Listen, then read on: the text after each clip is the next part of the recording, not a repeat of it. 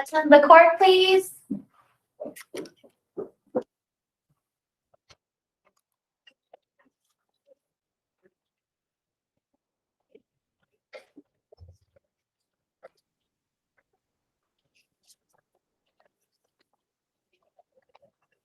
The Honorable Supreme Court of the State of New Mexico. Please be seated.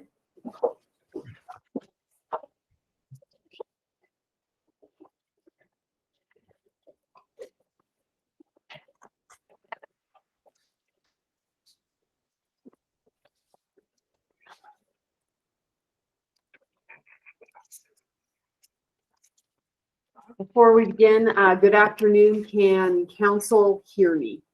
And I'll ask each of you individually to respond, beginning with Mr. Rutherford. Yes, Your Honor, I can hear you. Ms. Simmons. We cannot hear you, Ms. Simmons. You are muted. I apologize, Your Honor. I have a bit of trouble hearing you, but I have the function on where it reads out what you say, so I think I'm fine. Ms. Baker, can you hear the courtroom? Yes, Your Honor, I can hear you well. Thank you. Thank you.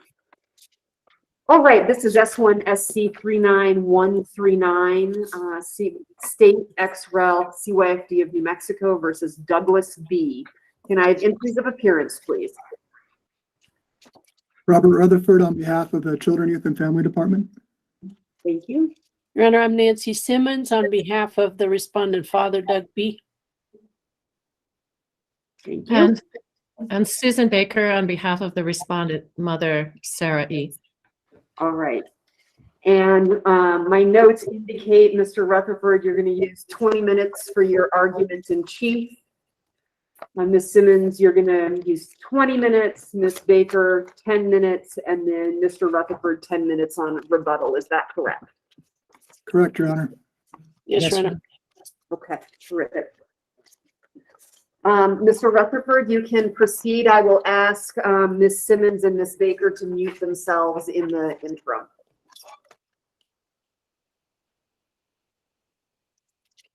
All right, thank you. May it please the court, Madam Chief Justice, members of the court. First, because this is a case involving children, I really want to remind the court of some of the facts related to this case. Unlike criminal cases where the confrontation clause applies, it's unusual in child abuse and neglect cases for children to testify.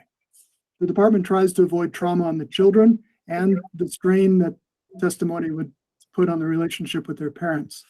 In this case, however, Abigail, who was then 12 years old, testified about her parents' behavior, and her testimony causally linked the parents' behavior to her self-harming, her suicidal ideation, and her depression. This was part of the substantial evidence supporting the finding about the likelihood of serious emotional or physical damage to the child if the child remained in the parent's care. Second, to outline the department's argument today. First, we're arguing that this court should overturn the Court of Appeals opinion in this matter. The Court of Appeals interpreted the requirement for qualified expert witnesses, or QEWs, contrary to the legislative purpose of the Indian Child Welfare Act. Also contrary to the regulations and guidelines issued by the Bureau of Indian Affairs. For its interpretation, the Court of Appeals relied on Alaska case law, which was recently reinterpreted by the Alaska Supreme Court in a decision State v. CCA, which I sent to this court and to all counsel. Second, the Court of Appeals used this new interpretation of the qualified expert witness testimony to correctly find, in the department's view, that the tribe's designated expert, Kylie Atten, was properly admitted as a qualified expert witness about the tribe's prevailing social and cultural standards. However, the department's position is that the Court of Appeals is incorrect in finding that insufficient foundation was laid for Atten to testify about the causal connection between the parent's behavior and the likelihood of serious emotional or physical damage. Key here is that the opinion reverses the priority that the Indian Child Welfare Act places. The opinion emphasizes non-native academic credentials over the specialized knowledge of the tribal cultural standards. Atten was qualified to testify from the tribe's point of view. In the alternative, if this court affirms the decision, then this court should also affirm the opinion's remand for a new trial, because this case was overturned on procedural grounds, a new interpretation of the requirements for qualified expert witnesses, not on substantive grounds. For the first point, Your Honor, the opinion errs, in our opinion, in bifurcating. Counsel. Sorry to interrupt you.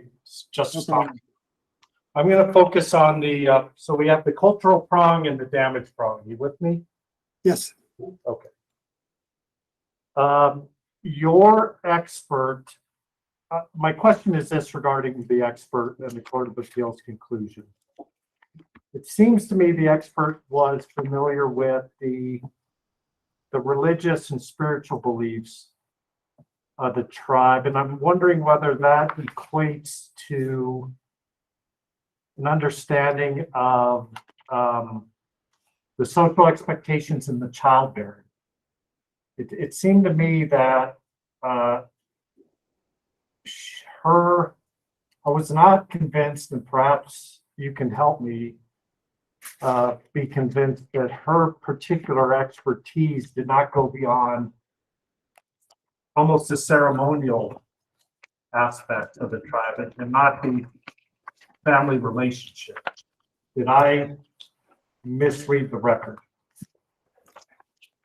Your Honor, I think the opinion very clearly outlines where Kylie Atten was qualified culturally. And first of all, herself being a member of a closely related tribe. Second, raising her own children according to those traditions and values, talking about how similar those were to the tribe of the child. Did she really testify that the two tribes were that similar? And she seemed to defer upon questioning that if she, got into the weeds, so to speak, that she would have to defer to somebody else's expertise. And the way I interpreted that, Your Honors, was more in the weeds in terms of specific details of a particular tribe. Tribes are not culturally equivalent to one another in most situations. There are different bands that are very similar to each other, but generally it would be error to say that one tribe is exactly equivalent to another. There's not a pan-cultural value like that. However, what was testified to was her raising the children, her own children, herself being raised, the similarity. She talked about the cultural similarities to her tribe being extensive enough that they were basically very, very similar. And the only way that she talked about them being different was in the type of housing that they had traditionally. Now, about the availability of a panel of experts that she could go to related to the child's tribe directly, yes, I think there would be certain circumstances where, say, there may be a cultural value or religious tradition that is not commonly known and is in only that tribe. So it would make sense you would need to go there. Some pueblos, for example, don't talk about different cultural values and religious traditions. They just, they do them, and they're not going to talk about what that is to an outsider. I can't say that that's what the Apache tribe of Oklahoma or a child's tribe did, but it seems equivalent in this situation. Mr. Rutherford, I have a simple question. The testimony of the CYFD permanency planning supervisor, Ms. Michelle Herrera. Yes. Was her testimony in the nature of expert testimony? She was not qualified as an expert, no. Was her testimony did she render expert opinions? In other words, when they testify that you need to do a plan, for example, to engage in domestic violence assessment. I mean, that doesn't come out of thin air. There's a reason why they're wanting them to participate in a domestic violence assessment. Isn't that arise out of expertise? If she had conducted an assessment and was a licensed counselor in domestic violence, then yes, she should be qualified as an expert witness in that respect. But Your Honor, often in these cases, what happens is we have situations like here, where we have the child testifying herself about situations involving domestic violence, the descriptions of what happened in the house. I don't know that you need an expert to say that, you know, if one spouse hits the other spouse, that's domestic violence. I think it's rather obvious that an assessment needs to be done in that situation to find out the nature of what's going on and the extent. That's where you get the professional opinion. Mr. Rutherford, this is Justice Vargas. Can you tell me, was Ms. Atone, I may be saying this wrong, was she designated by the child's tribe, or was she merely an expert that CYFD identified? She was designated by the child's tribe. She was the assigned worker from the tribe. Okay, in the Court of Appeals opinion, at page 16 to 17, it talks about BIA guidelines, and a member of another tribe who was recognized to be a qualified expert witness by the Indian child's tribe is presumed to meet the requirements of the social and cultural expertise. Is that, do you agree with that, or should we be looking at something else? No, I think that's exactly on point for this case, Your Honor. Okay, thank you.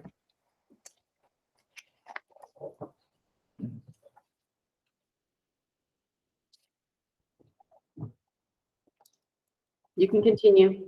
Okay, thank you, Your Honors. It's difficult in a video situation. I want to make sure. I think one important element is, in the opinion, the bifurcation of the requirements for qualified expert witnesses. The Court of Appeals talks about, in paragraph 17, two separate components. And the department's position is those components are only separate in limited, very limited circumstances. CCA, that Alaska case, talked about very limited circumstances. The BIA talks about those very limited circumstances. The example the BIA uses for that limited exception is a case of child sexual abuse, and where you may not, let's say you have an expert on child sexual abuse testify about how it is not a good idea to return the child to the parent who sexually abused them without treatment. That's not necessarily coming out of a cultural lens. So this is Justice Zamora. Oh, sorry. I guess I was wondering if we were to write an opinion, you're saying that the two requirements should not be bifurcated or only in very, very limited circumstances? What would you ask us to write to draft here? What I would ask this court to draft in that respect, Your Honor, would be to follow the BIA guidelines and the regulations from 2016, where they talk about how it's really in the context. What the tribal expert provides is the social and cultural context for the court to interpret whether a parent's behavior can be explained, in essence, by the cultural values or standards of the tribe. I think CCA does a really nice analysis of this. The Alaska Supreme Court case from July of 2022. They go through the trial court determining, and the trial court in CCA said, I need this information. Without the tribal cultural context, I can't understand A, B, C, D elements of these cases. The CCA case, then the court goes on to say very quickly, but if one witness is qualified to testify and does testify about the causal relationship, then a separate expert qualified to testify about tribal cultural need not also directly opine on causation. And it goes on to say that you can have two separate experts, that it does not have to be subsumed into one expert. And they agree that you can have a two-pronged approach to the qualified expert testimony. That is correct. And I think in certain circumstances, you would have that. But the way the opinion sets it out, you would always have to have two experts. You'd always have to have the cultural expert. Or at least I am not, in my question, in my thought process isn't that it's not required, but it's absolutely permissible. I don't think it's in rare circumstances that you would have two different experts. So that if you have one person who qualifies for both, great. But if you don't, you can have two separate people to testify individually to the two prongs, and that is equally permissible. That's my takeaway from CCA. Not that it's some rare exception that would happen. Maybe I misstated. What the rare exception in this situation is when you would not need the cultural expert. That is what the CA is talking about. I think that's what the BIA is talking about. Yeah, I think we all appreciate that part of it. I think the focus should be on whether or not they have to be qualified in the two areas, not whether there's one or two or whether it's required. I don't think you're going to convince us they couldn't have two experts, one in cultural and one in damage. Question is, do they have to be qualified separately as different things? And I don't see CA saying that they don't have to be. You have someone that qualifies as damage that maybe not have the cultural expertise or purely cultural expertise, but can't talk about damage. And especially for a reviewing court, we don't know how that expert was qualified unless you qualify them independently. I think that's absolutely correct. I agree with that approach. And I'm not saying that you would never have one expert who could not testify about both. Our concern is, as a department, that it seems like the opinion seems to be setting up the causal connection requirement, only looking at non-native elements. That because Ms. Atten, for example, was testifying from the point of view of the tribe, that then made her was insufficient to qualify her to testify about the causal connection. When what she talked about was, if this situation was going on the reservation, they would have removed that child. There was a causal connection that she saw from the tribe's prevailing social and cultural standards, a causal connection between the child's self-harm, the likelihood of damage to that child if remaining in that parent's custody, and the parent's behavior. I can recast this to make sure I understand your argument, Mr. Rutherford. So I think there's two things you're saying.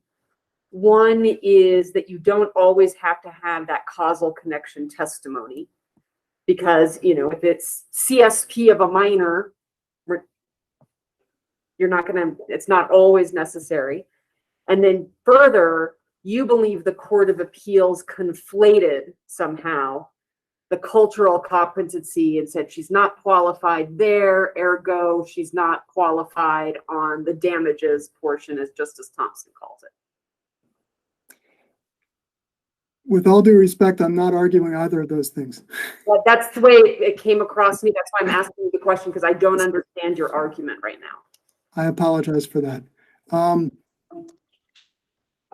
First, we'll talk about Kylie Atten. The way the department's argument is that the opinion of the Court of Appeals did not consider her ability to testify about the causal connection from the tribe's point of view, from the prevailing social and cultural standards, and that she should have been qualified as an expert on the causal connection through her tribal competencies. So you believe then that the approach would be she testifies that she's culturally competent, just to use a shorthand for it, ergo she can testify about damages? Not necessarily. It depends on the situation. In this situation, that we have a child who is testifying about the causal connection herself. We have paternal relatives who are testifying, relaying part of the evidence related to the causal connection. What we have then is Kylie Atten coming from the tribe's cultural point of view, testifying that from the tribe's point of view as well, yes, there is a causal connection. So all of this evidence goes together on the causal connection. And so for the Court of Appeals to say that Atten was not qualified to testify about causal connection from the tribe's point of view is the error here, in our opinion.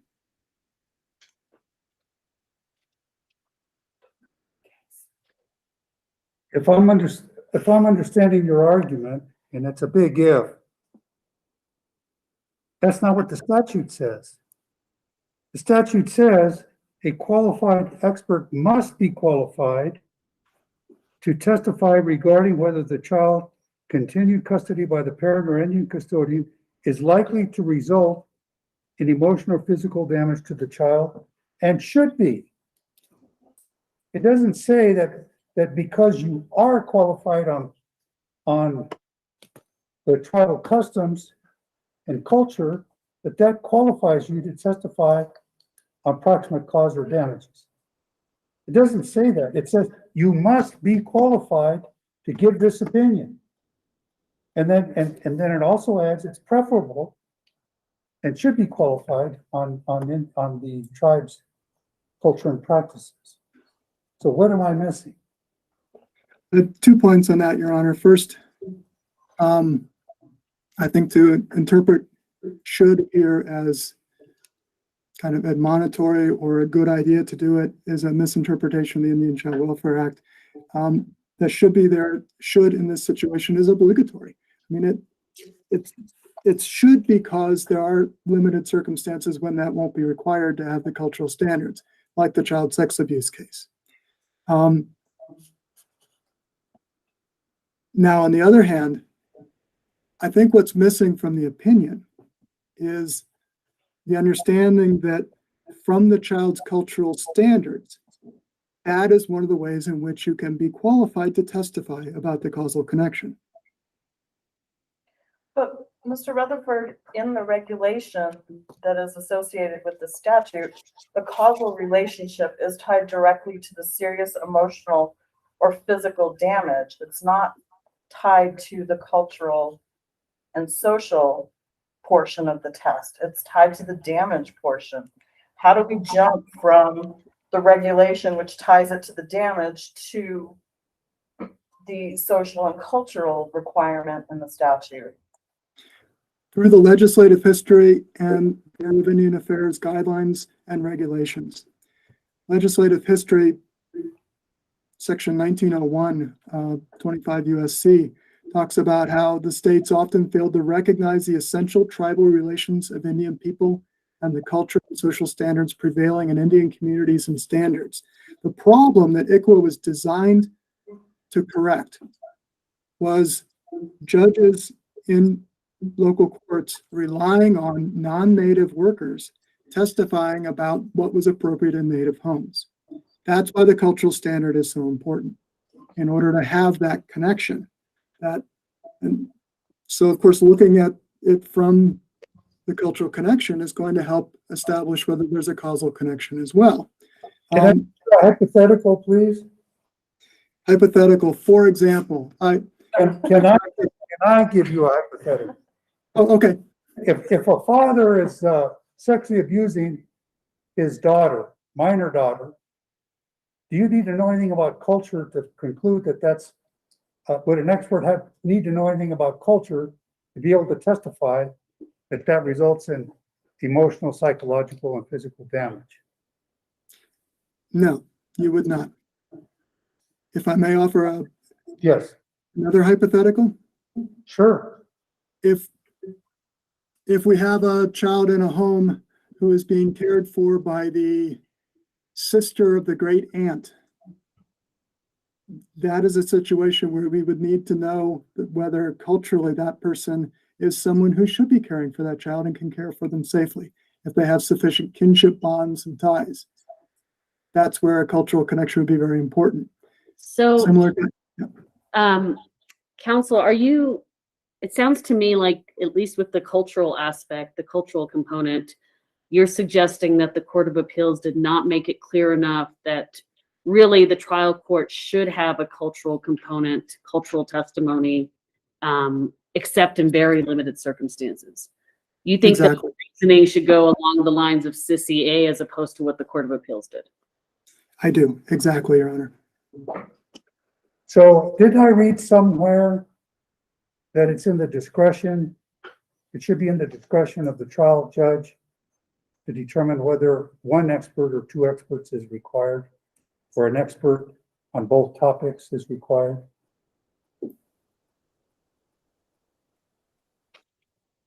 I think that might be in Sissy A, Your Honor. I don't remember offhand, but that would make sense in this situation, that the trial judge would be the one in the best circumstances to determine the type of expert testimony needed in a particular case. All right, do my colleagues have any additional questions at this time? All right, Mr. Rutherford, you've gone over time, so I'm going to turn things over to Ms. Simmons. Thank you, Your Honor. Thank you.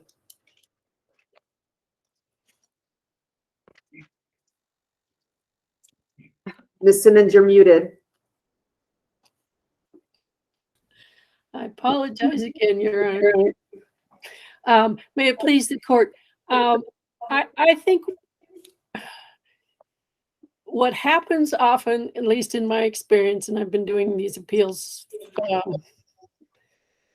for over 20 years, I think, and have had several issues. This is probably the most, one of the larger ones, obviously, since it's now in front of the Supreme Court. But what I believe sometimes happens is that we get so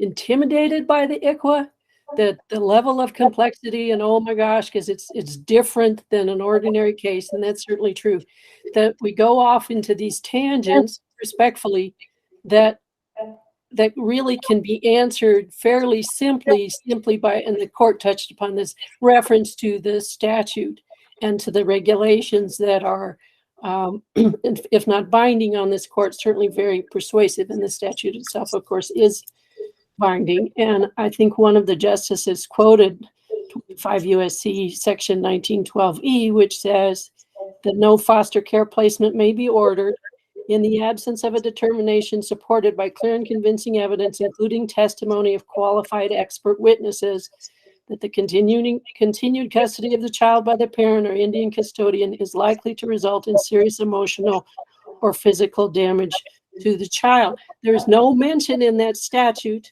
of requiring a cultural component for someone to be able to testify. And in fact, nobody argued in front of the Court of Appeals. None of the parties argued that somebody had to have both qualifications. The argument was clearly that Ms. Atone did not have the qualification to testify about serious emotional damage to the child. I don't think CYFD is suggesting that. They're just saying that other than limited circumstances, the trial court should have an expert on, or should have, there should be some cultural component testimony.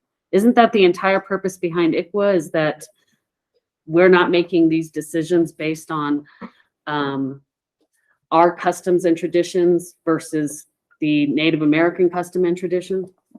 Well, precisely, Your Honor, and yet that was never a contention of father or mother before the Court of Appeals that we can remove the cultural aspect of this. The argument was both and, not that they were missing the cultural. I did argue they were missing the cultural aspect of this because I didn't think Ms. Atone was qualified. But the holding of the court was that she was qualified to testify as to the cultural norms in the tribe, but that she was not qualified to testify in terms of the mental health of the child, and that it would cause serious emotional damage to the child to return her to father and mother. And that goes to the second purpose of the ICWA, which is to preserve the Indian family, not just to preserve the tribe's interest, but to preserve this family. Will this cause serious emotional damage if you return this child to the parents? And that requires testimony of somebody with a background in some sort of mental health or counseling. And one of the justices mentioned, for example, would it be okay if the CYFD permanency planning worker testified? Well, first, Mr. Rutherford agrees that she was not qualified as an expert. And second, the law is clear also to protect both tribal interests and the family's interests as Native Americans, that whoever from CYFD works on the case cannot also be the expert, because the idea is to have someone who can testify exclusively and focus on whether a return of the child would cause serious emotional damage to the child. That helps to preserve the Indian family. And then the cultural aspect, may be necessary. I just don't think that's an issue before the court. I would agree that you should also look at the cultural context. So you could have situations, this would, again, that would favor my client.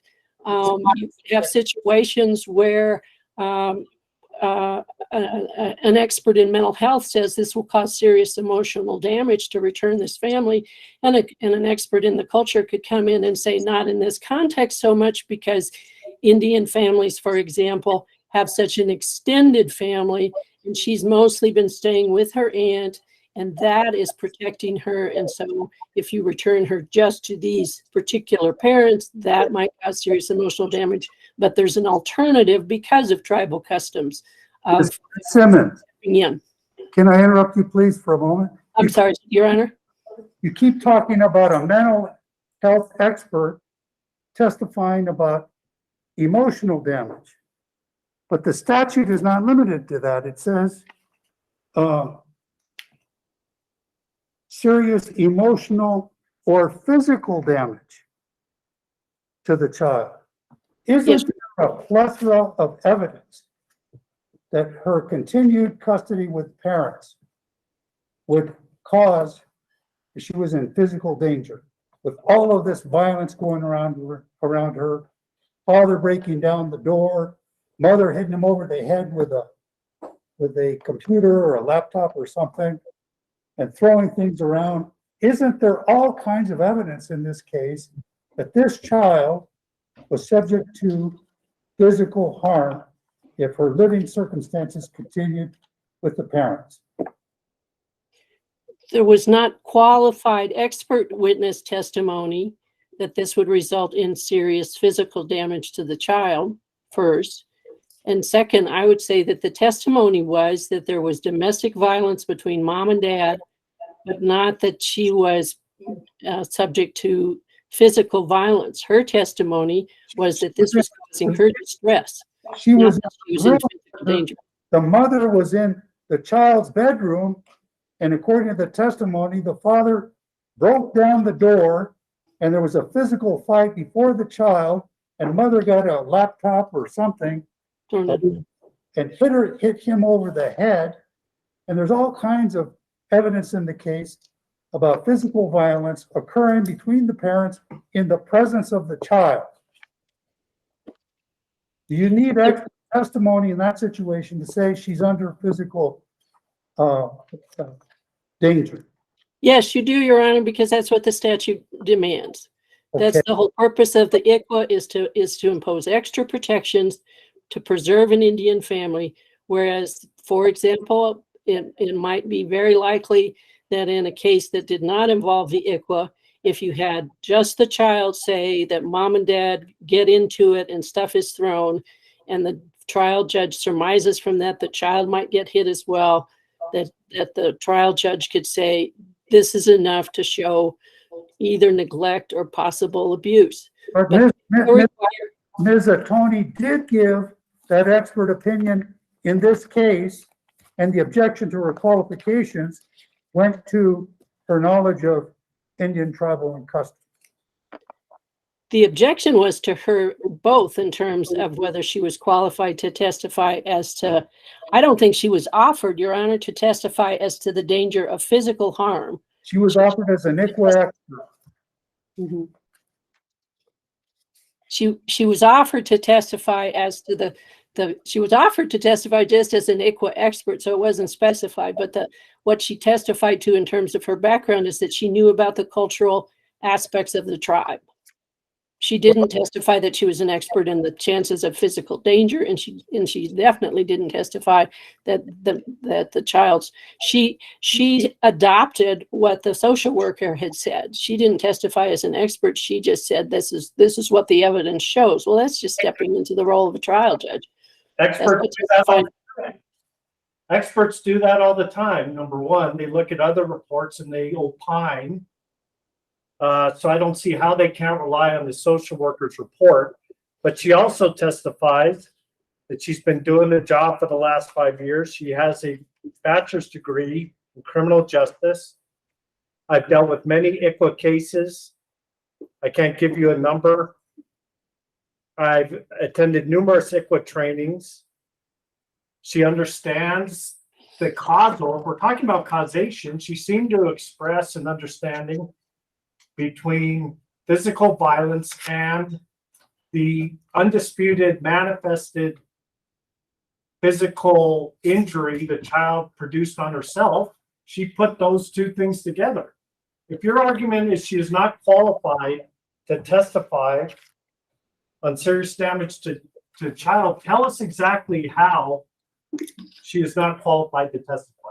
If that is your limited argument, tell us how she's not qualified to testify. Your Honor, she's not qualified to testify because she didn't have any expertise and she did not produce any kind of study of the issue beyond what I would say. For example, if you told me that a child has witnessed domestic violence and the child has said the domestic violence is causing me to suffer quite a bit, and then you put me on the stand and said, so are you an ICWA expert, Miss Simmons? I'd say, well, yeah, sort of, because I do a lot of ICWA cases. And then I would say, yes, from what I have heard, this is causing her serious emotional damage. But that's not expert testimony. That's just repeating what she's heard. And yes, you can rely on others, but you can't just adopt them in toto and say that you're providing expert testimony because as a layperson, you agree. Give me the additional qualifications. Then you want a master's degree? What is your standard? Is the objection to her graduate degree? What is the requirement? Well, it's what the Court of Appeals, I believe, said, and what I would recommend to the court, the CCA opinion as well, in terms of some sort of degree in counseling, something where you understand mental health. Is this child going through adolescence? Elder. What if it's an elder in the Native American community that testifies to, kind of what's the practice in the community and what's acceptable and what's not? I thought I saw some examples of that in the regulations. And just to be mindful of this case to me is important because this obviously could go the other way when the tribe's expert, recommending the contrary in another case. But at what point do we draw the line? Well, I think an elder would have to have some sort of counseling or mental health basis, some sort of expertise, and couldn't just say that one of the things that I thought was very instructive in CCA, for example, was they said, you would not find a culture on the planet that wouldn't say, in our culture, it is not good for a child to witness domestic violence. It is not good for a child to be raised by parents with substance abuse issues. And so the standard becomes almost lower than it is for an ordinary CYFD case. Because the fact that the tribe would also reject this behavior by the parents is like, well, of course they would. So would Chase, I'm from Chase, my folks are from Chase County, Kansas. Chase County, Kansas would reject this. I'll bet you in India they would reject this. In Western Europe they would reject this. No culture would say this was a great setup. But the ICWA requires that a mental health professional say, based on the whole point of the ICWA is to preserve the Indian family and the cultural traditions, is there an alternative to the Anglo society coming in and removing this child from the custody of her parents? Is there a way to provide additional services? Is there a way that because she has her grandmother birth in there, this is better to leave her here where she is than remove her from her culture, from her people, and from her parents?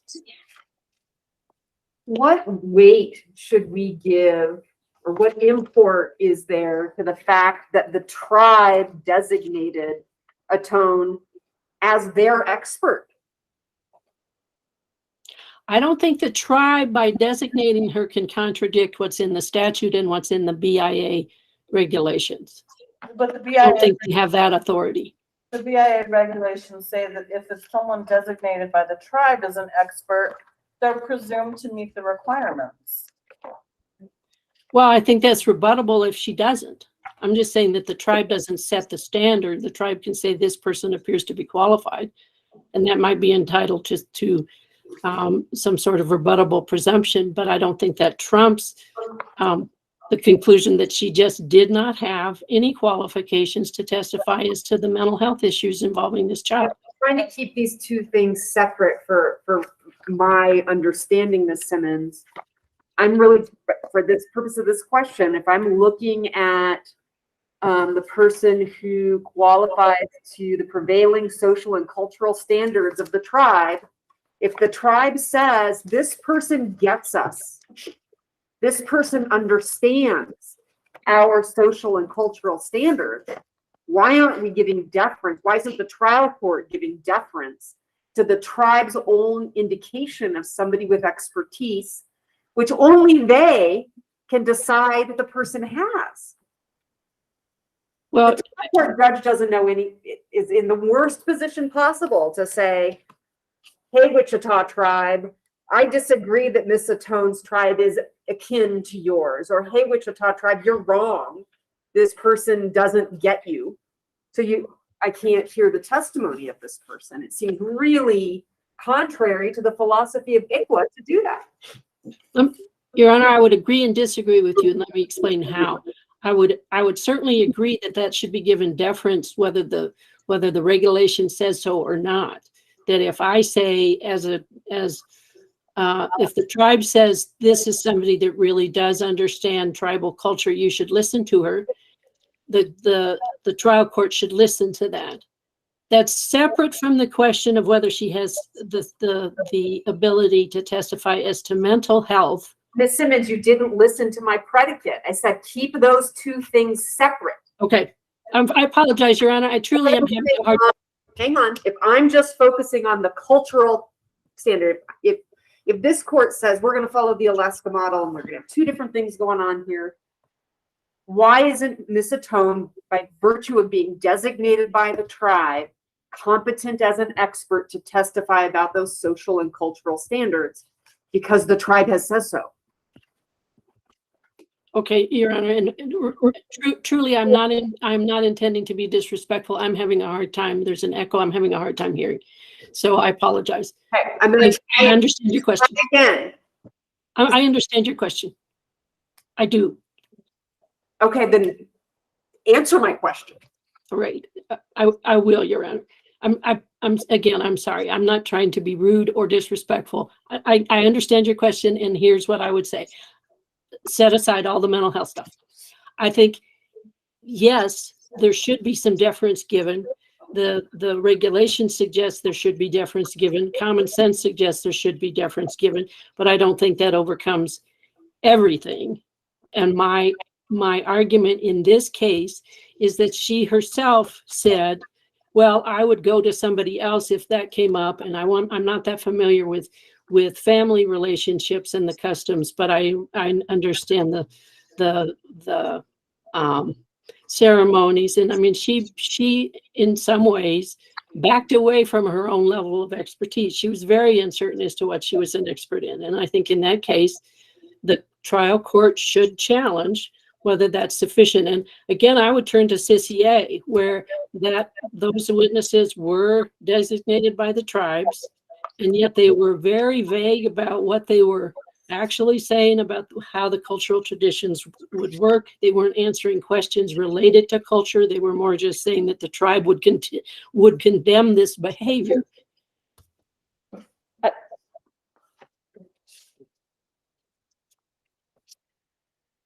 How is that different from any other case where an expert witness is challenged?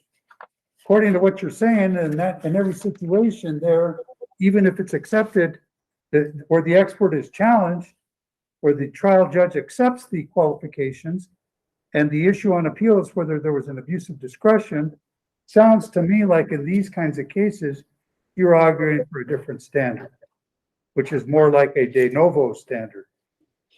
Well, Your Honor, I did argue for a de novo standard because of the nature of the ICWA.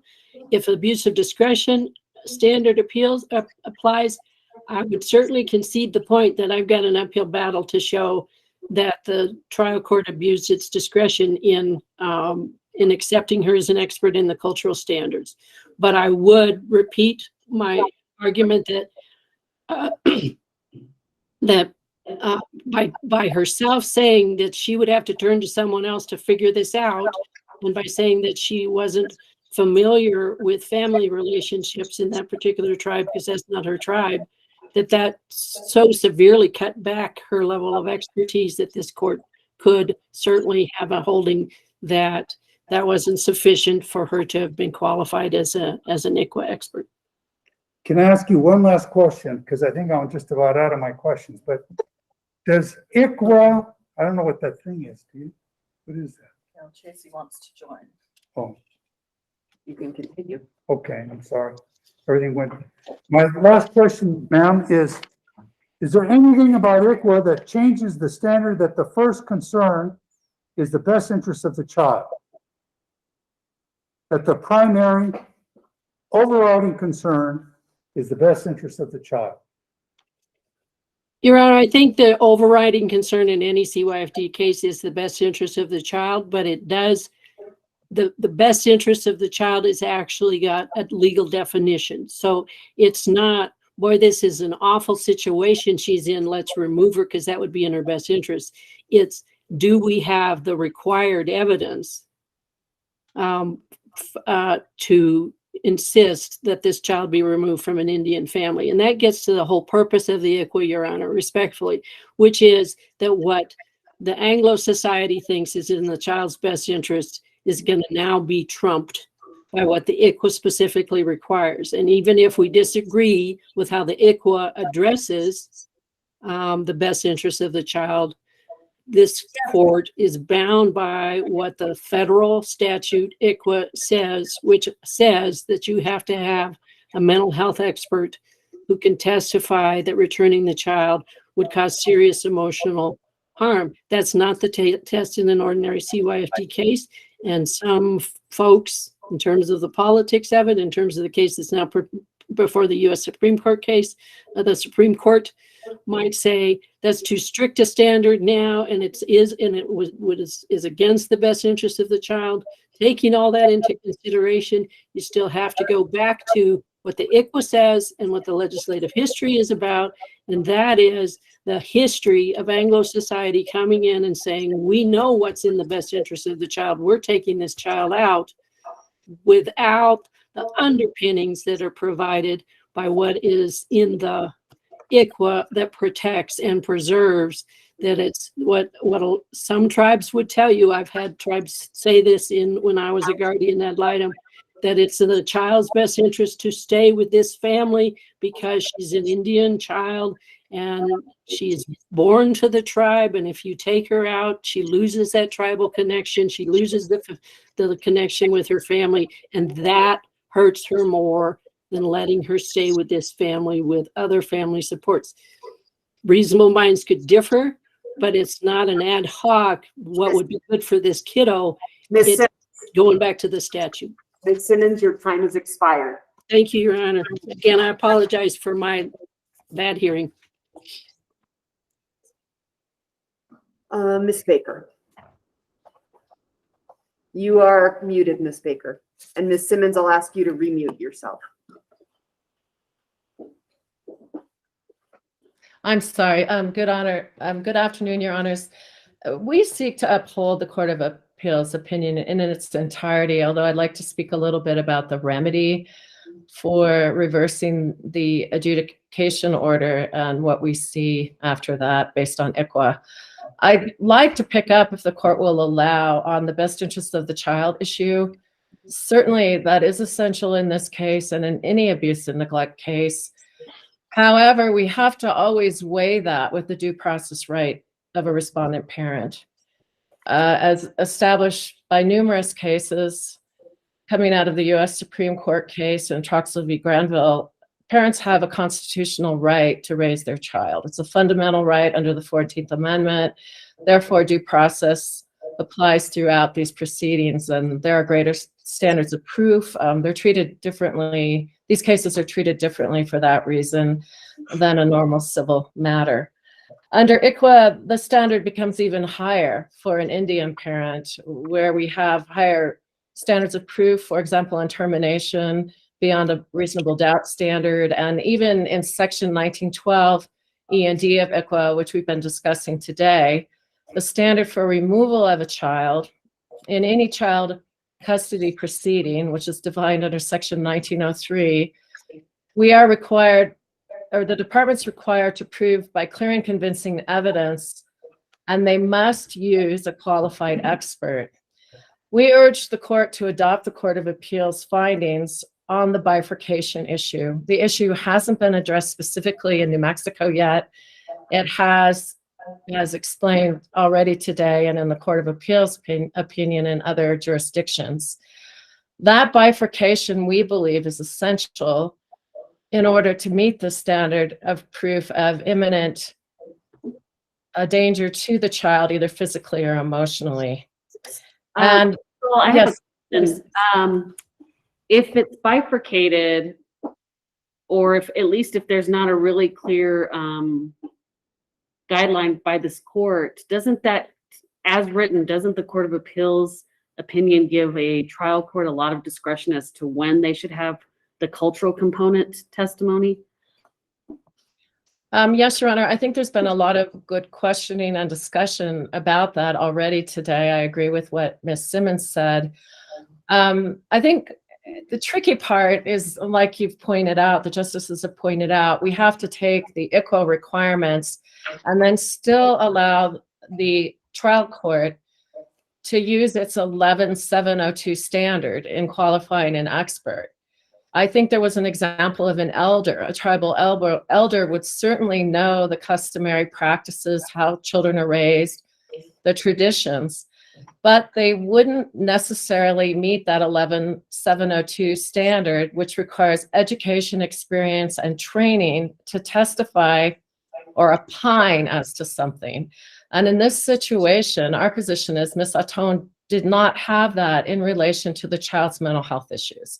This child was self-harming, had some suicidal ideation. What was the cause of that? The key is causation, as has been pointed out. And we believe the Court of Appeals was correct that Ms. Atone, with her bachelor's in criminal justice, could not testify accurately, could not meet that 11702 requirement in relation to the child's psychology. Well, she has more than, oh, sorry. I'm sorry, go ahead, please. She had testified as a proffer that she's done 1,000 ICWA cases, and she's seen self-harm before, and she's seen self-harm followed by abuse and neglect. She is not qualified under 702 to testify to that causation. She has to have a degree. Is that how you read our standard under 702? Your Honor, I know this is always going to be fact specific, and I think the Alaska case points that out. I mean, it's a tricky issue, and that's why we look at the abuse of discretion standard when we're reviewing what a trial court has done in terms of an 11702 qualification of an expert. I agree with the Court of Appeals on that. And I think the Court of Appeals did a good job of citing numerous cases where social workers in general were not considered to be qualified to testify about child psychology. And clearly in this situation, you've got a teenager who's self-harming and there are psychological issues. And in this situation, that second tier Counsel, certain expertise. it was the intent of the regulations and kind of, if you read deeper into them, they're talking about social workers that work for CYFD or whatever child agency. If it was someone with a social work license and like Justice Thompson said, had worked thousands of ICWA cases, that person wouldn't necessarily be excluded.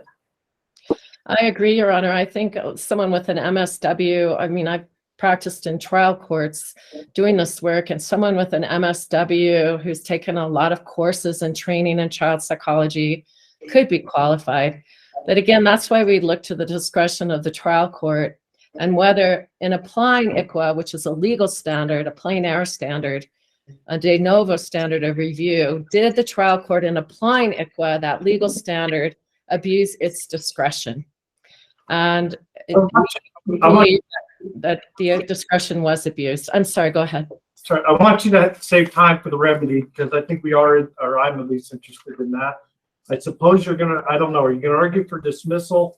My question for you is, under Benjamin O. or S or B, if we were to reverse the Court of Appeals on some ground, why could we not just remand this to the trial court to look at these experts consistent with our opinion? Why would that be improper? Your Honor, a very good question. Yes, and I did want to focus quickly. I know I don't have much time in the interrelationship of the different aspects of ICWA regarding removal of a child. Under Section 1903, the custody proceeding is defined. That is anything that removes a child that does not include an emergency removal under Section 1920-22. And that would include an adjudicatory hearing. So the way the statute works and the way it applies to abuse and neglect cases and our New Mexico Children's Code, a child is removed on an emergency basis if there's imminent danger. That's the standard of proof. That requires a custody hearing generally within 10 days. There's usually an ex parte order. And then once we get into that more permanent removal, we need to look at 1912 E&D and the standard of clear and convincing evidence, danger, physical or emotional to the child, and the expert testimony. It's required. That continues all the way through termination under ICWA. That's how it reads together. And then you've got all the regulations, the BIA regulations and other applicable case law. But in this situation, if an adjudicatory order is reversed and remanded, and there is a new trial, I believe the department has to start all over again.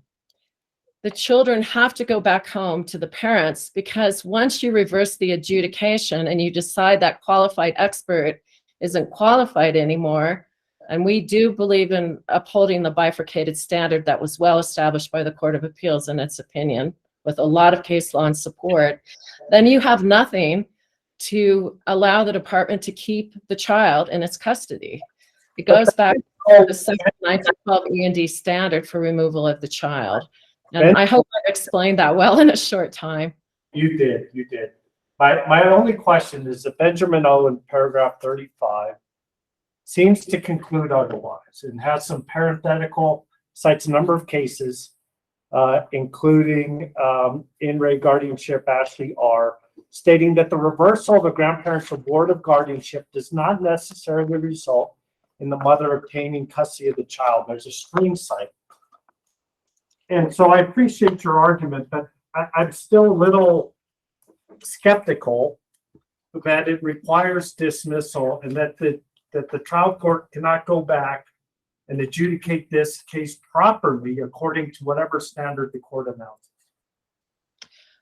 Your Honors, I agree with you, it can. I think the question has to do it's not a black and white issue of the case just goes away. It's more of an issue of, if there's a new trial, if that's the determination, do the children have to go back home, or does the department have to come back into court and prove its removal again? And I'm saying it has to prove its removal again, either on an emergency basis initially, and then on a more permanent basis based on sections 1912 E and E with that standard of the expert witness.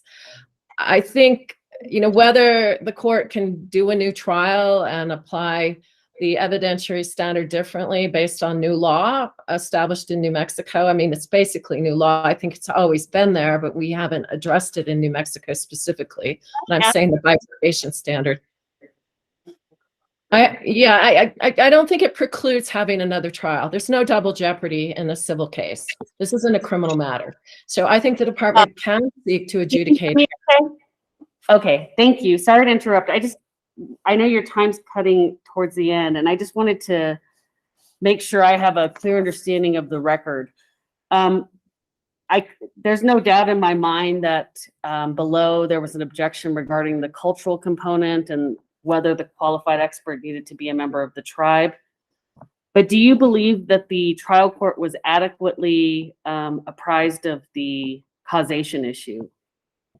Was the trial court, a ruling invoked by the trial court that there was some objection as to the causation issue? Just because I was reviewing it, it looks like it's more of the social and cultural aspect. I think in my brief, I focused more on the causation issue. I didn't object like Ms. Simmons did as much to the cultural issue, if that's the court's question. No, I mean below at the trial court, where in the record was there an objection as to the causation issue? I think, do you mean the trial court? I'm sorry, did the trial attorney object to the witness being qualified? Yes, the trial attorney did, and I'm sorry, I can't cite specifically to the record. I'd have to go back and look at my brief as to where that was done. But I think even if there wasn't an objection, because we're dealing with ICWA, because it's a de novo standard, and because of the fundamental rights at stake, the plain error standard should apply here, and I'm not sure an objection is required. Although I maintain that there was an objection to the qualification of the expert witness. And you're right, there was, but it seemed more geared towards the cultural aspect of her testimony. And I just didn't know that if the trial court was ever made aware of the objection to causation. Yeah, and I think I understand what the court is saying. And I think because they got lumped together in this case, I think trial counsel did its best to object generally, probably without separating the two issues. And again, that's why we urge the court to look at this Court of Appeals opinion and adopt it as a standard in New Mexico so that any future trials will be able to apply the bifurcation. And whether that requires two experts or, as some of the justices have pointed out, in certain cases, one expert may be just fine. It's going to be on a case-by-case basis, and the trial court will use its discretion applying the legal standards. All right, thank you, Ms. Baker. Your time has more than expired. Thank you. Thanks for the extra time. Of course, Mr. Rutherford. I'll be very brief since we're all going over, I believe. First of all, Your Honor, Your Honor is considering that Ms. Baker is correct. Parents have a fundamental right to raise their child. However, that right is balanced by the child's best interest, in particular, the child's right not to be subjected to abuse or neglect in the home. It's really important in this situation to think about what would happen in a non-ICWA case. In a non-ICWA case, if this case was before the court and the Indian Child Welfare Act did not apply, no expert would be required to say that, yes, the child testified that there was a causal connection between her self-harming and depression and the parent's behavior. Wouldn't need a causal connection. Wouldn't have to have a mental health therapist come in and say, well, yes, the child is right. The evidence speaks for itself. The domestic violence and substance abuse affecting the child was sufficient itself. The evidence from her paternal relatives. What ICWA does is it adds the cultural protections so that we get someone like Elton to come in and testify. Ms. Simmons, I believe, mischaracterizes the record as far as what Atten testified about her own knowledge of family systems. She testified, I'm looking at my brief, September 10th, 2019. Yes, Your Honor. Again, I'm struggling to understand your argument here today. Okay. Are you suggesting that because a child testifies, no expert is required despite the language of the statute, the CFRs, everything else? Because that seems to be what you're saying here. No, what I'm saying, Your Honor, is that this was a non-ICWA case. If ICWA did not apply, we would not have to have a mental health expert come in to testify based on the evidence that we had from the child and their relatives about the abuse. Now, what ICWA requires in this situation is the testimony about the cultural connection and the causal connection. That's what Atten provided. And the way she did that was she talked first about how she was raised in the traditions very similar to the Wichita tribe. She talked about how she raised her own children in those traditions. She talked about how growing, and this is a quote, made her very knowledgeable in these practices for her line of work. She knew about the family systems and testified about that. She also testified about the ceremonial elements, but she testified about her knowledge in the family systems as well. And I really want to bring it back to the facts, Ms. Simmons mentioned taking the child away from her family is a really key element in this situation. The child is placed with family. She was taken away from her parents because the paternal relatives themselves said it wasn't safe with the parents. About the qualifications, I think it's really, trial courts look at the entire evidence presented in the situation. ICWA adds that extra level, the causal connection and the cultural connection. Atten provided that. But the court looked at that in addition to all the other evidence that was presented. So counsel, Yes. if you weren't writing a rule just for this case, but other cases, outline for me briefly what your analysis would be. We have the damage and we have the cultural problem. Would you suggest qualifying an expert in both categories, whether it's one expert or two? Would you support the deference element on the cultural? If the particular tribe qualifies that individual as a cultural expert, there's deference attached. And do both experts have to talk about causation, both the damage and the cultural? Or, as I'm understanding your argument, it's only the cultural? Can you outline for us what your test would be? The statute says qualified expert witnesses. The regulations have said one is sufficient, more is fine. There needs to be someone qualified to testify about the cultural standards of the tribe, except in limited circumstances. The non-cultural situations, the child sexual abuse one example we've talked about. And there must always be someone who's qualified to testify about the causal connection. However, the department's position is the causal connection can be framed by the tribal expert and by the judge interpreting the evidence as a whole. If you look at State v. Torres, for example, 2009 New Mexico Supreme Court case, it talks about judges looking at the evidence as a whole. And you evaluate a non-scientific expert's personal knowledge and experience to determine whether the conclusions on a given subject may be trusted. If you look at State v. Downey, 2008 Supreme Court case, a wide variety of bases can be the evidence that the trial judge relies on. One of those elements must be a qualified expert witness as defined under the Indian Child Welfare Act. So I'm still not clear whether you require causation on the damage, because serious damage to the child. The CFR says must be qualified to testify regarding child's continued custody by the parent or custodian is likely to result in serious emotional. That to me is causation. Yes. In damage, in the damage to the child.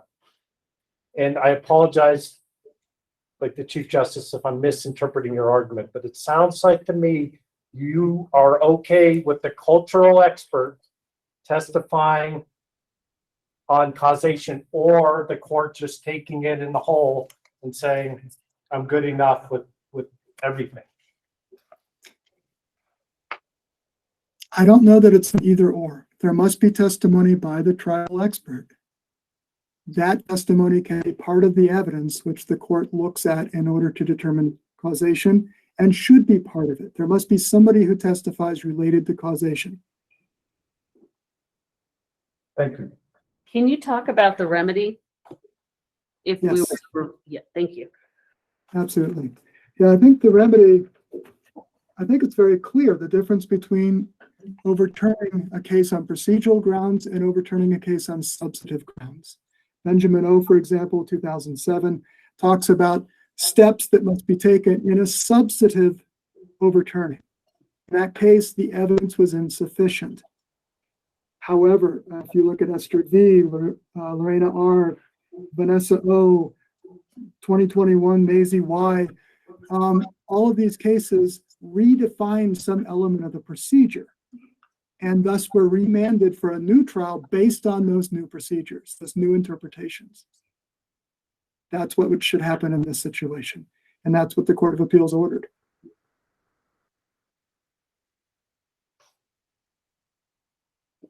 Did the Court of Appeals say specifically what happened with the children pending the new trial?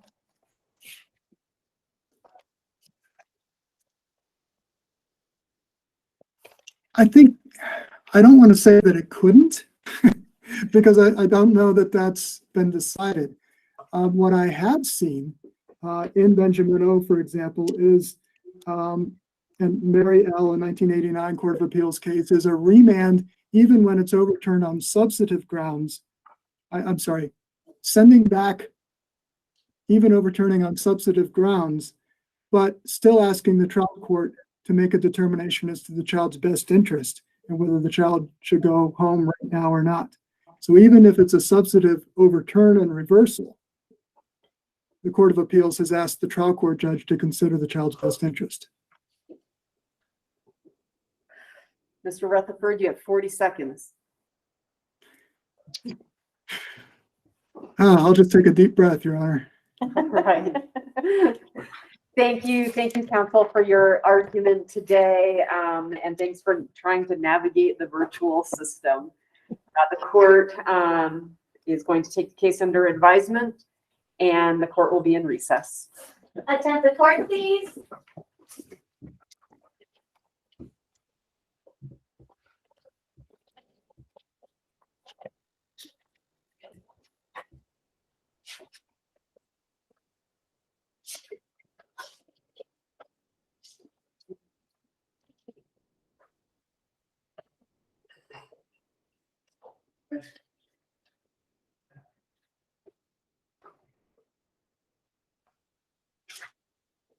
Okay, enjoy the rest of the day.